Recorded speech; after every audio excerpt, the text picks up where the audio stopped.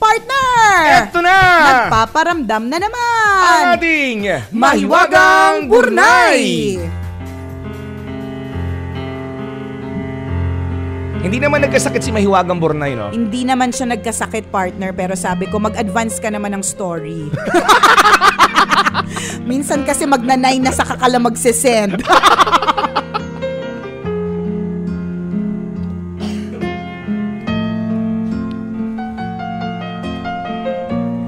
Halos araw-araw ay sumasakay ng subway train ang social worker na si Julio. Isang araw, pauwi na siya galing sa trabaho nang maisipan niyang dumaan sa paborito niyang restaurant para mag-dinner. Habang paakyat siya sa hagda ng subway, isang binatilyo na may bitbit na patalim ang lumapit sa kanya. "Huwag ka nang papalag. Ibigay mo sa akin ang pitaka mo." Bulong ng binatilyong hold-upper. Hindi na kumibo si Julio habang dinudukot ng binatilyo ang pitaka niya. Nang makuha na ang pitaka ay nagmamadaling umalis ang batang hold-upper. Subalit bago pa ito makalayo ay kinausap muna siya ni Julio. Boy, sandali lang. Ito pa yung jacket ko, kunin mo na rin. Gabi na at malamig sa labas. Kung aabutin ka pa ng hating gabi sa kalsada, tsak na kakailanganin mo ito. Mahinahong sabi ni Julio. Hongbait naman ni Julio. Labis na nagtaka ang batang hold-upper sa inasal ng kanyang biktima. "Niloloko mo ba ako? Bakit mo ginagawa to?" tanong ng binatilyo. At sumagot naman si Julio. "Naisip ko lang na marahil malaki talaga ang pangangailangan mo kaya nagagawa mong kumapit sa patalim, kapalit ng kaunting halaga. Kaya hahayaan ko nang mapasayo ang pitaka ko, pati itong jacket ko. Alam mo, pupunta dapat ako sa isang restaurant para maghapunan. Kung hindi ka pa kumakain, pwede mo akong saluhan." Paliwanag ni Julio. Grabe naman. Sige, mabait ka lang. Sige, mabait ka. Nang marinig ang sinabi ni Julio, ay biglang umaliwalas ang mukha ng batang hold-upper. Pinagbigyan nito ang paanyaya ni Julio at sabay silang naglakad patungo sa restaurant. Sa pagpasok nila sa restaurant ay sinalubong agad si Julio ng pabati mula sa manager. "Sir Julio, magandang gabi po. Bakante po ang lamesang to. Dito na po kayo pumuesto." Sabi ng manager kay Julio. "Salamat po, Mr. Charles." Sagot ni Julio. Maya-maya ay lumapit na ang waiter. "Sir Julio, mabuti at bumisita ulit kayo dito. Maari ko na po bang kunin ang order ninyo?" Tanong ng waiter. "Hi Joseph, nice to see you again. Yung order ko gaya pa rin ng dati. Yung specialty nyo dito, pakikuha mo na din pala yung order ng kaibigan ko." Sabi ni Julio. Sir, kayo po, ano pong order nyo?" Tanong ng waiter sa binatilyo. Ganun din po, yung sa akin, katulad na lang din ang in-order niya." Sagot ng binatilyo. "Right away, sir," sabi ng waiter. Habang kumakain ay hindi pa rin naiwasan ng binatilyo ang magtaka. "Manong, kayo ba may-ari ng restaurant na to? Kilala kasi kayo ng halos lahat ng empleyado dito Tanong ng binatilyo. "Ay naku boy, hindi ko pag-aari ang restaurant. Madalas lang ako ditong kumain." Sagot ni Julio. "Pero bakit po kahit ang tagahugas ng pinggan kilala kayo at napakabait niyo po sa kanya?" Muling tanong ng binatilyo. "Alam mo, nung bata pa ako, itinuro sa akin ng mga magulang ko na maging mabait ako sa lahat ng tao na nakakasalamuha ko. Lalo na sa mga taong nagsisilbi sa'yo. Dahil kung mabait ka sa ibang tao, tsak, kabutihan din ang isusukli nila sa'yo." Paliwanag ni Julio. Tama. Nang tumahimik ang binatilyo, isang tanong naman ang binitawan ni Julio. "Boy, ito ba talaga ang gusto mong gawin sa buhay? Ang ilagay ang sarili mo sa panganib para lamang kumita? Meron ka bang pangarap sa buhay?" Tanong ni Julio. Hindi nakaimik ang binatilyo. Mahalata sa kanyang mukha ang labis na kalungkutan. Ilang sandali pa ay dumating na ang restaurant bill. Ngumiti si Julio sa binata at sinabing, "Boy, ito na yung bill. At dahil nasa iyo ang pitaka ko, ikaw din dapat ang magbayad ng mga kinain natin. Pero kung ibabalik mo sa akin ang pitaka ko, edi ako naman lilibre sa'yo." Sabi ni Julio, #mautak. Oo nga, yung reverse psychology ko Correct! tawagin. No? #mautak. Hindi na nagdalawang isip pa ang binatilyo na isaoli ang pitaka ni Julio. Matapos bayaran ng bill, ay kumuha pa si Julio ng $20 at ibinigay niya sa batang hold-upper. Kapalit nito ay hiniling ni Julio sa binatilyo na ibigay sa kanya ang patalim nito bilang hudyat ng kanyang pagbabago. Isinuko ng batang hold-upper ang kanyang patalim at umuwi itong bitbit ang kabutihan na ipinamalas sa kanya ng bago niyang kaibigan.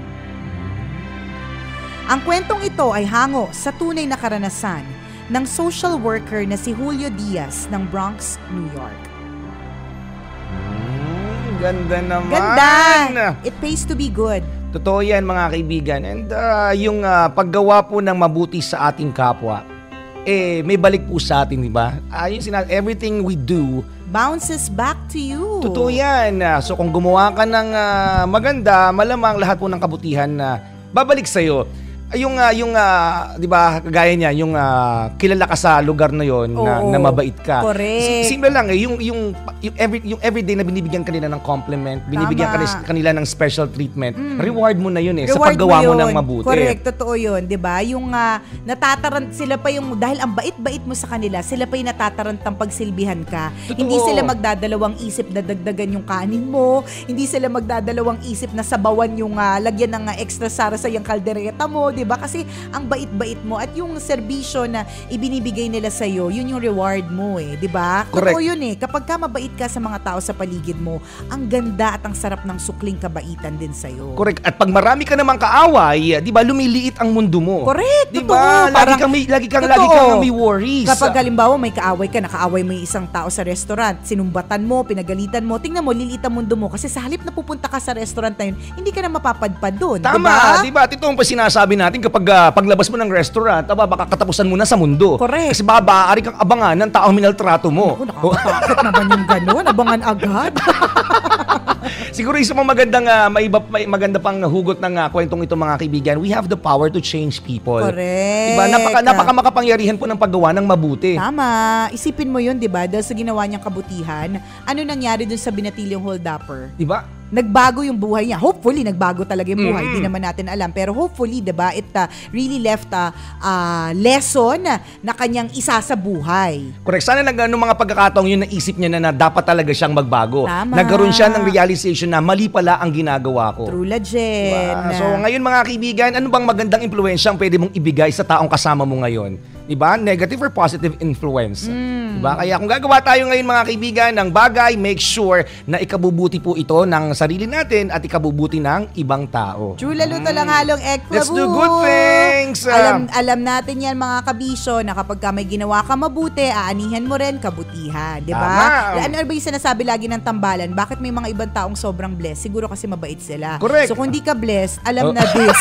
Ikaw na nakakaalam ng sagot. Ikaw lang nakakaalam ng sagot. Ayaw po namin sa amin manggaling. Baka ma-hurt ka. Mas masakit kasi kung sa bibig namin manggagaling masyado kaming prangka. Basta ang sinasabi lang namin, kapag ang isang tao ay maraming blessings, malamang yung taong yung mabait. Tama. So kung wala kang blessings, alam na this. Alam na this. Ikaw na sumagot sa tanong na yan. Kasi alam mo, ang mahirap pa yung pagiging mainggitin. Yun pa yung isang bagay na that will wear you down or will put you down. Yung magiging mainggitin ka. Correct. Di ba kaya tayo hindi kaya tayo, di ba, nakakagawa ng masama sa ibang tao? Kasi naiinggit tayo sa kung ano meron sila. Correct. Tinitingnan natin yung mga blessing na meron sila. Correct. Hindi not necessarily yung magnanakaw ka pero magsasalita ka na against them. Dahil naiinggit ka dun sa taong yun, you will speak against that person. Diba? Correct. And that kabisyo is not doing good. Yung speaking against other people in a bad way, diba? It's not good. At ang balik dun nun, not good din. Correct. Hindi ang balik dun hindi sa kanya kundi sa iyo. Kasi ikaw ang hindi nagbigay ng magandang salita sa ibang tao. Tama. Chula luto lang halong eklabu. Magandang morning. And happy listening sa lahat ng mga kabisyo nating nakatutok na ngayon, lalong-lalo na kay Clea Solomon Olvido. Ayan. Sabi niya, partner, na lagi daw siya nakikinig ng Tambalan at sobrang feel niya yung traffic last week kasi wala daw tayo sa radyo. Oo. 'Di ba? Kasi pag nasa radyo tayo yung sabi nila, 'di ba? Sabi nila sagot sa bagot sa traffic. Nung nawala tayo, naramdam niya yung traffic. Kaya welcome back daw sa akin. Thank you. Salamat. Totoo yun kasi pag may Tambalan, hindi mo mamamalayan na 30 minutes na palang nakikinig. Kami din syempre, 9:28 na pala. Kailangan na namin umexit. Ang bilis lang di ba? Again, thank you mga kabisyo for your prayers. Salamat po. I am back on air. And tandaan lagi, health is wealth. You are wealthy if you are healthy. Partner, yung tubig mo, nakita ko paubos na yan. Ay, nako, huwag ka mag-alala. Ang challenge ko sa akin araw-araw isang best tank ng tubig. Pag hindi ako nakaubos, partner, ilatigo mo ko. Maraming salamat mga kabisyo sa pagtutok sa amin. Hanggang alas 12 po tayo magkakabanding-bandingan. Maraming salamat sa inyo mga kabisyo. For making Love Radio always your number one FM radio station. At habang nariyan kayo mga kabisyo, ang Tambalan, walang kalaban, number one pa more. Ako po si Nicole Liala. At ako naman si Cambio Hencres Chuper. Na nagpapaalala, walang matatag na relasyon sa malanding may determinasyon. Yon!